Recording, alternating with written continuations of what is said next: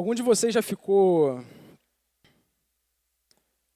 surpreso, impressionado, quando leu Eclesiastes? Assim, eu lembro que quando eu era moleque eu queria ler a Bíblia toda, e aí eu achava que era só ler a Bíblia toda, sem, procurar as informações, os ensinamentos que cada livro podia trazer. E aí quando eu fui despretensioso ler Eclesiastes, cara, tem umas mensagens que você fala assim, pois é a Bíblia mesmo que eu estou lendo? Isso está na Bíblia? Deus inspirou esse texto para a gente, às vezes, se a gente lê sem o devido cuidado, sem o devido contexto em que ele foi escrito, o propósito para o qual ele foi escrito, a gente pode ter essas dúvidas no nosso coração. Pô, que livro pessimista, que livro triste, que livro sem esperança, né? Mas o que é o livro de Eclesiastes? Eclesiastes é um livro que mostra as meditações de um mestre de sabedoria que está lutando com as realidades da vida. Basicamente, ele está thinking out loud, né? Está pensando alto. Caramba, eu trabalho, fico rico, não me satisfaz. Meus relacionamentos, eu me envolvo, eu desenvolvo, isso também não satisfaz. Cara, qual o sentido da vida? E aí a gente vai entender depois que esse livro está inserido nesse contexto da importância de se temer a Deus. Então, questões técnicas. Juntamente com Ruth, Cantares de Salomão, Esther e Lamentações, Eclesiastes faz parte dos livros que compõem o Megilote do Antigo Testamento ou os 5 rolos. Eclesiastes era lido no Pentecostes. Uma orientação para a leitura. Eclesiastes é um monólogo, ou seja, uma pessoa falando.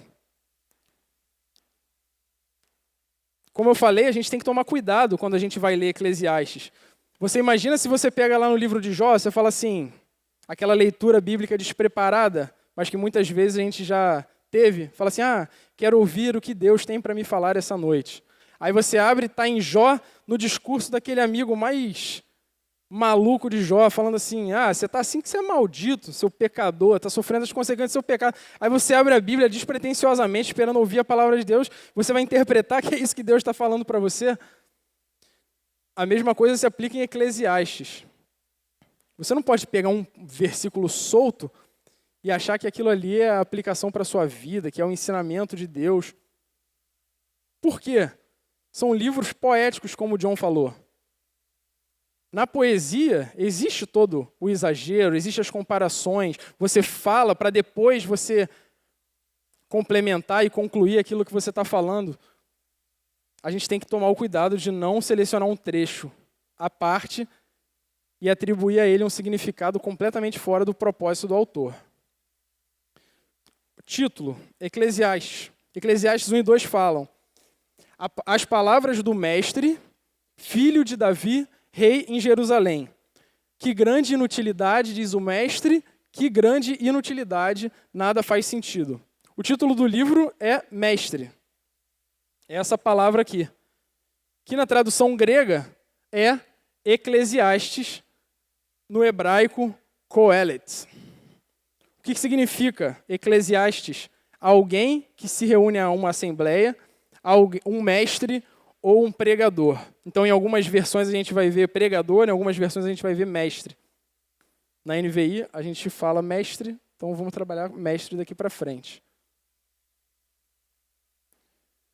Coelet, como eu falei, não é o nome do autor do livro.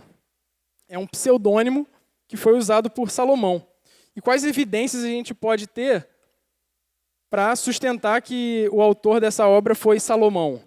Primeiro, como a gente viu em Provérbios, toda a reputação de sabedoria, como um mestre de sabedoria que Salomão tinha. Além disso, a raiz do nome Coelet, ela é usada lá em 1 Reis capítulo 8, quando fala que Salomão reuniu a assembleia para a consagração do templo. Além disso, o primeiro versículo fala as palavras do mestre, filho de Davi, rei em Jerusalém. Lá no capítulo 12, versículo 9, ele vai dizer: além de ser sábio, o mestre também ensinou o conhecimento ao povo, escutou, examinou e colecionou muitos provérbios. Além disso, também a linguagem usada em Eclesiastes é muito parecida com a de Cantares de Salomão, o que mostra para a gente que Salomão foi o autor do livro. Quando que Salomão escreveu? Então, lá naquela linha do tempo que a gente viu, Salomão assume o reinado de Israel em 970 a.C. e morre em 930. Ele escreveu esse livro no final da sua vida. A gente vai ler lá na Bíblia e vai ver que depois que Salomão foi bem sucedido no seu reinado, obteve êxito no comércio com todos os povos daquela região, enriqueceu, o coração dele foi se afastando de Deus. E aí todas essas lutas, todas essas crises enfrentadas nessa fase mais velha, né, de Salomão, é descrita aí no livro de Eclesiastes. Então, Eclesiastes foi escrito nos últimos dias, lá nos últimos anos de vida de Salomão. Bom, como eu falei, Salomão foi bem sucedido no comércio, ficou rico, e toda essa diplomacia fez com que ele se casasse com muitas mulheres.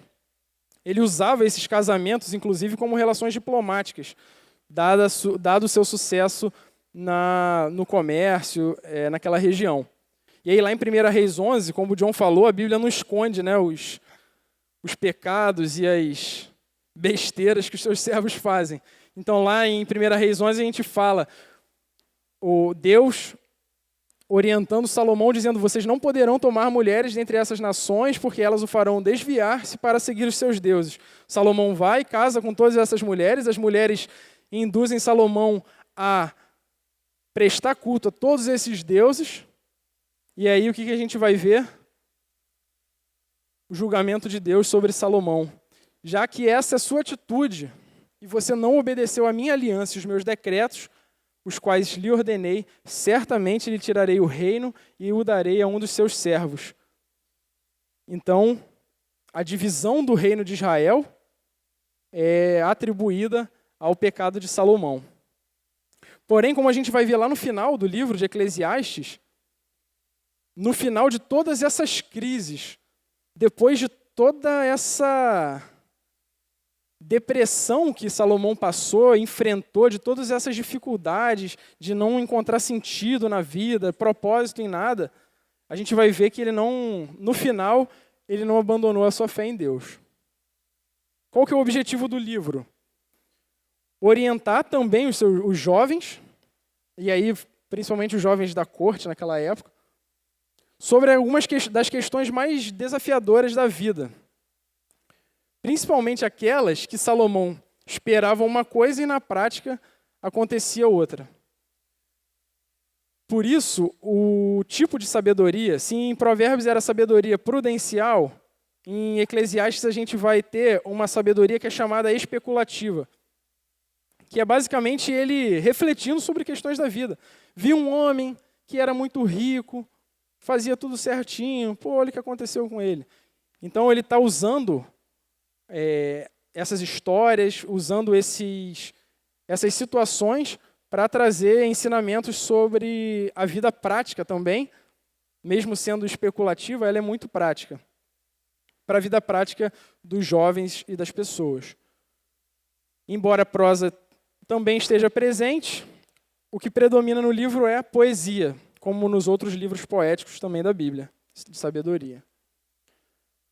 Mais uma vez, algumas técnicas literárias que a gente vai ter aí no livro de Eclesiastes.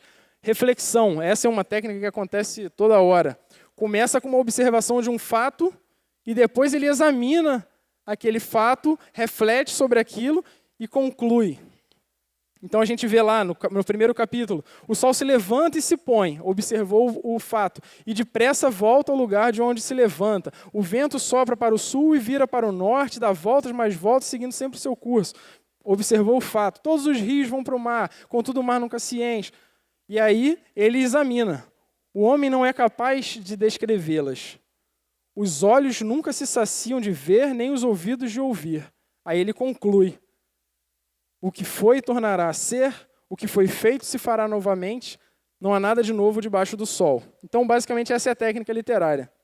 Tem até aquele filme, Nasce uma Estrela, isso em português, da Lady Gaga com Bradley Cooper. Num momento lá, o Bob está conversando com o Jack e ele fala assim, a música basicamente são 12 notas entre qualquer oitava. São 12 notas entre qualquer oitava. Você só muda de um lugar para o outro, mas toda música são 12 notas dentro daquela oitava. E aí o Bradley Cooper responde para ele, a diferença é como o artista vai interpretar e vai conduzir essas 12 notas dentro daquelas oitavas. De fato, se a gente parar para olhar, como a gente vai ver numa visão, como Salomão fala, somente do que acontece debaixo do sol, a gente vai chegar a essa conclusão mesmo. A vida não são só 12 notas dentro de qualquer oitava.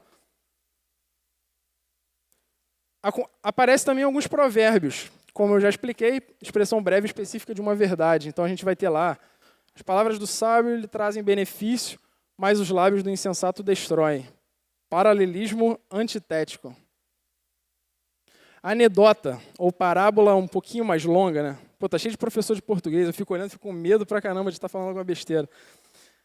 Então, Eclesiastes, Salomão fala lá, também vi debaixo do sol este exemplo de sabedoria que muito me impressionou. E aí ele conta a parábola. Havia uma pequena cidade de poucos habitantes, um rei poderoso veio contra ela, cercou com muitos dispositivos de guerra. Ora, naquela cidade vivia um homem pobre, mas sábio com sua sabedoria, ele salvou a cidade. No entanto, ninguém se lembrou daquele pobre.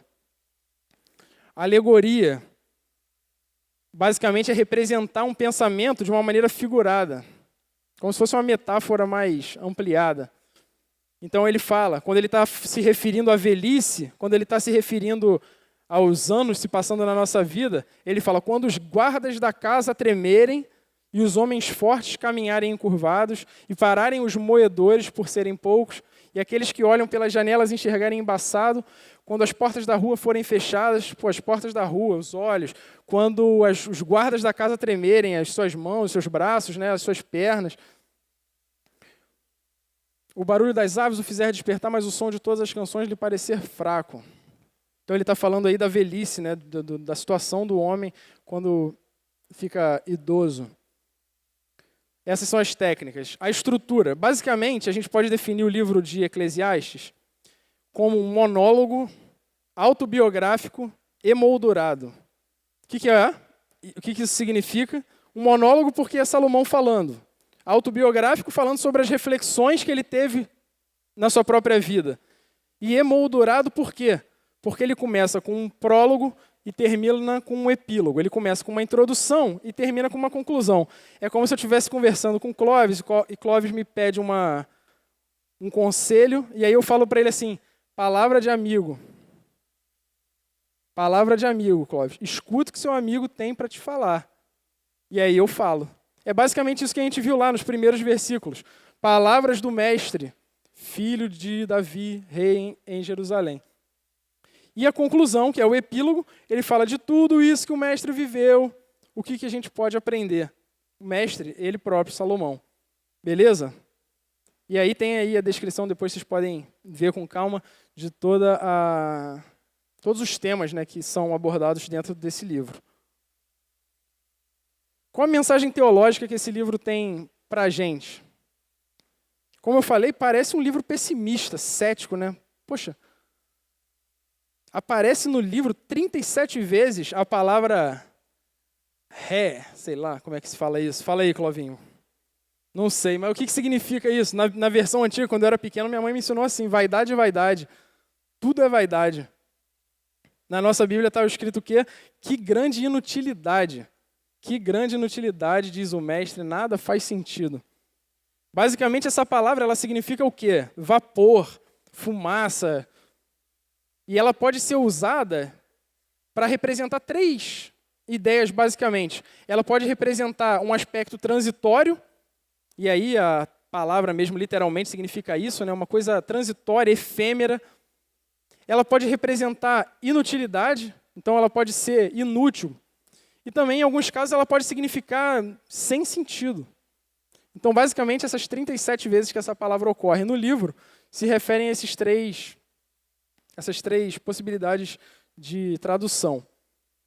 Então a gente vai ver lá no livro de Eclesiastes, tudo sem sentido, sem sentido. Ele vai, reflete, ele vai, analisa, examina, conclui. A conclusão dele sempre é essa, no livro todo. Que grande inutilidade.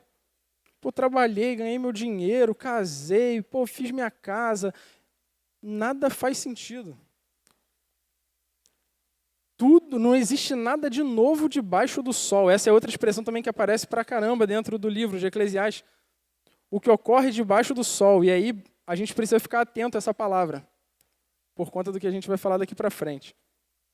Quais são as realidades que dominam a perspectiva com que Qoheleth enxerga o mundo? Primeira coisa, ele olha o mundo e vê que Deus existe. Ele não nega isso. Só que para ele, Deus está durante as suas reflexões, Deus está meio distante. Ele existe, ele é Deus, mas ele não se importa tanto assim com a nossa vida. Mas é uma realidade incontestável.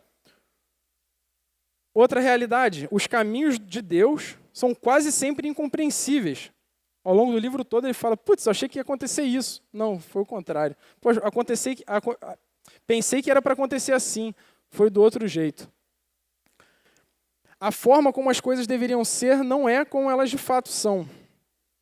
E aí a última realidade que está presente nas conclusões do Qoheleth é que o grande nivelador da vida é a morte. Ele fala, a morte vai chegar para justo, vai chegar para injusto, vai chegar para bom, vai chegar para mal, vai todo mundo morrer. Então não faz nada faz sentido.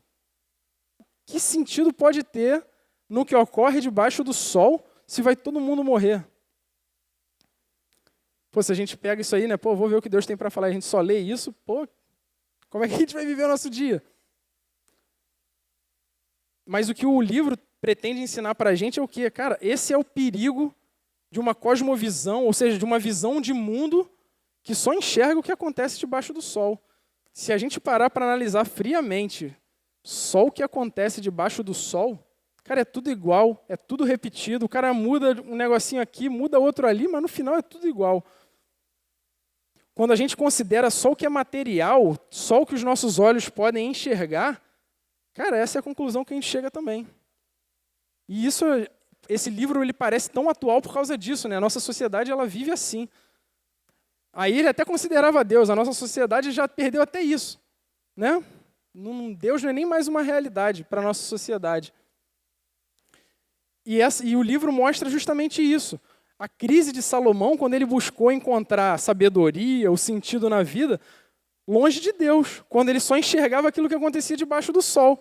E aí a conclusão dele é essa, se a morte é realmente o fim, cara, nada faz sentido, é tudo inútil. Só que aí a gente chega lá no epílogo do livro. Depois que ele contou, Clóvis, palavra de amigo, ouça o que seu amigo tem para dizer. Aí ele fala toda a crise dele. Mas aí no final ele conclui. Agora que já se ouviu tudo, aqui está a conclusão. Tema a Deus e guarde os seus mandamentos, pois isso é o essencial para o homem. Pois Deus trará a julgamento tudo o que foi feito, inclusive tudo o que está escondido, seja bom, seja mal. Poxa, isso está em linha com aquilo que a gente vê na Escritura, né? E é basicamente essa a mensagem do livro. Existe alguma coisa a mais do que aquilo que acontece debaixo do sol. E a gente encontra sabedoria quando a gente vive à luz das coisas que acontecem além do que está abaixo do sol. A gente encontra sentido, a gente encontra utilidade quando a gente considera, quando a gente vive sabendo que existe muito mais do que está debaixo do sol. E aí, essa conclusão não se assemelha ao principal ensinamento de Provérbios, o temor do Senhor é o princípio da sabedoria. Aí Salomão vai falar, tema a Deus e guarde os seus mandamentos.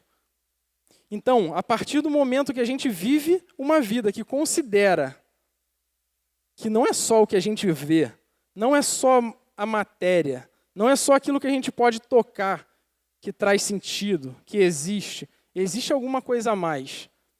Quando a gente passa a viver a vida a partir desta cosmovisão, que é a cosmovisão que a Bíblia ensina para a gente, cara, aí a gente encontrou sentido, a gente encontrou utilidade para viver não é mais vaidade, não é mais inútil, agora tem sentido.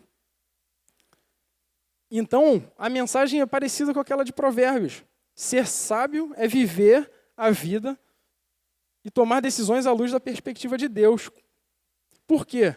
Porque a gente vai prestar conta a Ele. Primeiro, Ele existe, Ele se importa e a gente vai prestar conta para Ele. Basicamente, essa é a conclusão do livro de Eclesiastes. E além disso, depois de Cristo, a gente sabe que a morte não é o fim.